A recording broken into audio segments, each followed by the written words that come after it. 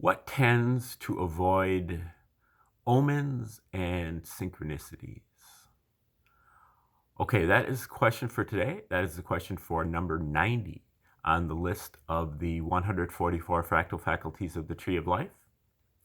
If you'd like to get a full listing of all of those 144 fractal faculties, just click the link in the description and I will send that to you for free. That is a list of kind of an abstract of each one of the 144 fractal faculties on the list. Also, if you'd like to just get a quick refresher course on the general aspects of the Tree of Life, just click or just watch my video called Tree of Life, an Introduction. And that's about 10 minutes. Should get you up to speed enough to be able to watch all of these videos in this series. And today we're looking at number 90. And when we look at the Tree of Life, we recall the Tree of Life is, for these purposes, is a map of our consciousness. Each one of these circles or spheres is an aspect of our consciousness, or a potentiality of our consciousness, a faculty of our consciousness. And there are 12 of these, 10 numbered spheres along with the abyss right here and the 0 above the tree. Okay, so a total of 12. And for number 90, we are located right here in the abyss.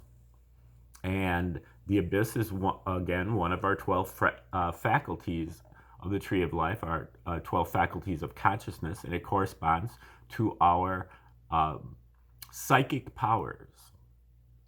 Okay, now our psychic powers are basically come down to psychic heat and psychic receptivity, really in reverse order. Psychic receptivity comes first.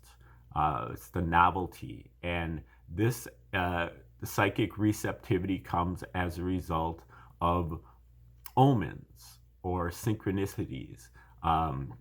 The abyss basically is about magnetic charges, and an omen is an external magnetic charge, and we sense that omen when we step into the field of that charge. When we step into the field of that charge, we experience something anomalous, or something that is outside of the realm of possibility, where it is just uncanny or anomalous. And we say, wow, that was really weird. That was strange. Oh, what a coincidence. But it's even beyond coincidence.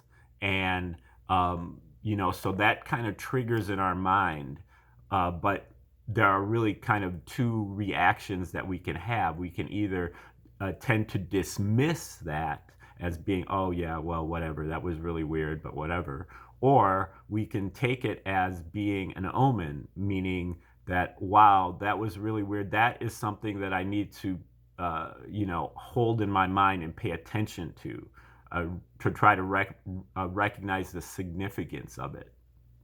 We recognize that it has importance inherently, that this is part of the language that the universe or the higher self uses to communicate with us.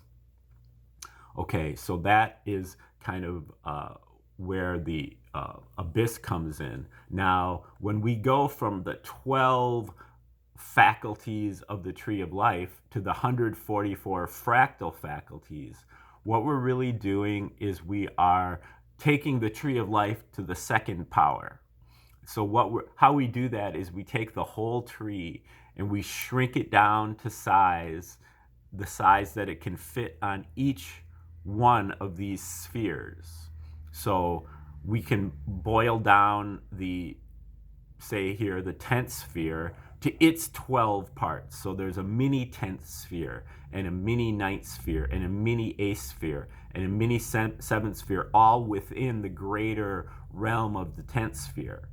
And so it goes for all of the 12 faculties of consciousness. In this case, the abyss has a mini 10th sphere, a mini 9th sphere, a mini 8th sphere, and so on. And for number 90, what we're really looking at is we're looking at the mini 5th sphere of the abyss. Now, if we recall, the 5th sphere has to do with our sense of justice, or our sense of right and wrong, our sense of fairness. And this basically can be also described as karma. You can think of it as a mirror here going across the 5th sphere. And as a free will actor, we act here at the 6th sphere. And our actions come back to us. For every action, there's an equal and opposite reaction. As you sow, so shall you reap. What comes around goes around. And so this is, and our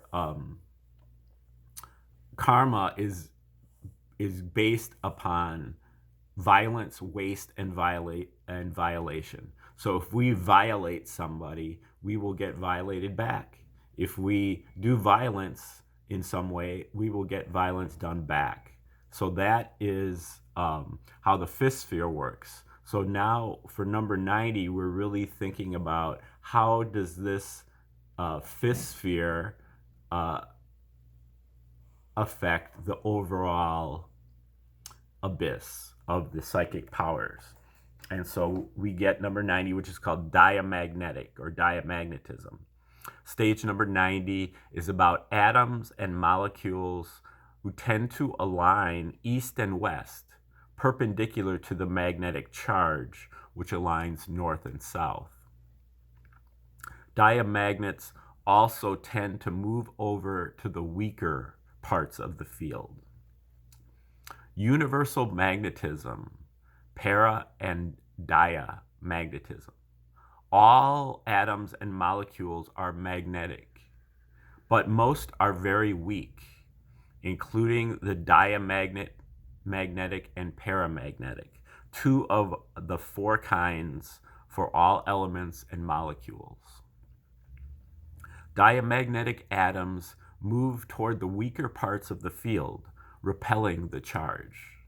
In negative in terms of Wachet, which was number 89 on this list, lacking psychic heat. The magnetic field is the omen, and the diamagnet receives the omen but does not act upon it. Rather, it moves away from it. Diamagnetic atoms are lined up perpendicular to the magnetic field and the field of temperature. Temperature is motion in space, whereas diamagnetism is motion in time. So diamagnetism is not affected by temperature, whereas paramagnetism and ferromagnetism and antiferromagnetism are all affected by temperature. But the diamagnetism is east and west, or clockwise and counterclockwise, and it tends to be for electronegative atoms. A reluctant magnetism. Reluctance resists the establishment of a magnetic flux by a magnetomotive force. Acting upon the omen establishes a magnetic flux. The here, as a diamagnet, the omen doesn't move us as we are repelling or denying the omen. So diamagnetism is a lack of psychic heat.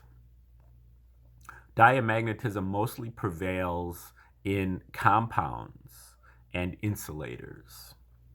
Diamagnetism is weak and overpowered by paramagnetism and especially by ferromagnetism. Diamagnetism is subject to the electric rotation of an atom. So any diamagnetic charge is distributed over 3 dimensions rather than 2, which makes it much weaker than ferromagnetism, which is only distributed over 2 dimensions. Any significant amount of motion in time prevents the establishment of the positive magnetic orientation. Okay, that is the fifth fractal of the abyss, diamagnetism, number 90 on the list of the 144 fractal faculties of the Tree of Life. Again, click the link in the description if you'd like to get a free listing of all 144 fractal faculties, so you can have it in front of you and be able to compare and contrast and refer back and so on. And again, that is free. You can also, if you have some money, you can donate to the project through my Cash App and Venmo listed in the description. And otherwise, stay tuned for future videos on this in this series. Number 91 will be rolling out here pretty quickly, and we will also be doing some other videos on this channel starting up relatively soon on different topics. And otherwise, have a beautiful day, and hopefully we will see you very soon.